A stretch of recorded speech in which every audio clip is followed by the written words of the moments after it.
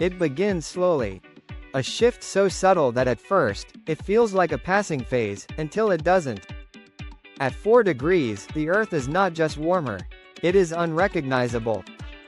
Coastlines disappear. Cities like Miami, Jakarta, Bangkok, and large parts of New York fall beneath rising seas. Over 600 million people are displaced. Massive storm surges hit harder and more often, fueled by oceans several degrees hotter than before. Hurricanes that were once considered rare become seasonal. Their damage totals in the trillions. The Arctic becomes an ocean. Its white shield, which once reflected sunlight back into space, is gone. Now, dark water absorbs heat, accelerating the warming even further. Permafrost melts, releasing vast quantities of methane, a greenhouse gas more potent than carbon dioxide. The heat is not just in the air, it's in the soil, in the oceans, in our bodies. Crops begin to fail. Wheat, maize, and rice yields collapse in tropical and subtropical regions. Entire harvests are wiped out by drought and heat waves that stretch for months. The global food supply begins to crumble under the weight of demand it can no longer meet. Prices soar. Famine spreads, not just in poor nations, but everywhere. Even rich countries cannot escape the pressure. Water becomes scarce. Rivers that once fed civilizations shrink or dry completely. Glaciers in the Himalayas vanish, leaving billions without fresh water. Conflict brews, not over ideology or territory, but over survival. Countries hoard resources. Borders close. Climate wars erupt. Insects migrate. Diseases follow. Mosquitoes bring malaria and dengue to regions that once knew only snow. Ticks and fleas spread farther. Epidemics grow into pandemics. As the world heats up, our immune systems struggle, our hospitals overflow, and our sense of safety erodes.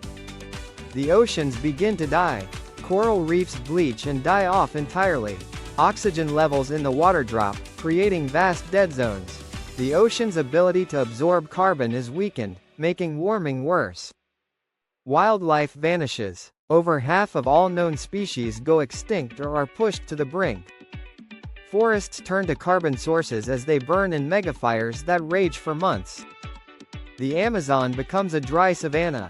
The boreal forests of the north go up in smoke. Biodiversity, carefully built over millions of years, is lost in decades. In cities, the heat becomes deadly. In the Middle East, South Asia, and parts of Africa, daily temperatures routinely exceed the limits of human survivability. Outdoor labor becomes impossible, air conditioning becomes essential, and yet millions cannot afford it, or lose access due to grid failures and power shortages. Cities adapt or die. Urban heat islands trap energy, turning concrete jungles into ovens. Economies shrink. Insurance systems collapse. Banks lose trillions in stranded assets, coastal properties, fossil fuel investments, collapsed infrastructure. The global economy tips into chaos. Climate-induced financial crises ripple across the world. Growth becomes impossible. Inequality widens. The gap between those who can escape and those who cannot becomes huge. Social unrest grows. Democracies are tested. Some fall. In their place, authoritarian regimes promise control, order, and protection from the chaos, at a price. Surveillance rises. Freedoms erode. In the scramble to adapt, humanity fractures. And the world becomes a patchwork of fortified havens and abandoned zones. A 4-degree world is not science fiction. It's the path we're on if we continue as we are going. If emissions remain unchecked. If promises go unfulfilled. It is not necessarily the end of life, but the end of the world as we know it.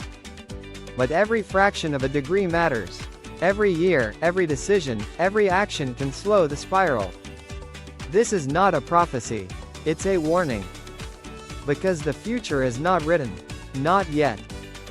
Tell us in the comments what you think of this, or what you do to help prevent it from happening.